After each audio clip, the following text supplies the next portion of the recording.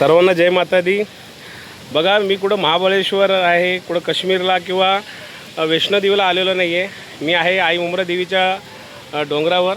बघा, निसर्ग अतिशय शांत आणि निर्मळ असा निसर्ग आहे। तुम्ही बघत असाल धुकं असं पडलेलं आहे की असं वाटतंय कुठंतरी आपण महाबळेश्वरला आलेलो आहे।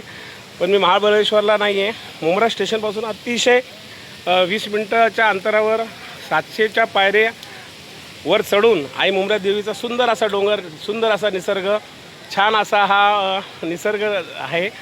आपल्या कुटुंबाला कधीतरी घेऊन या।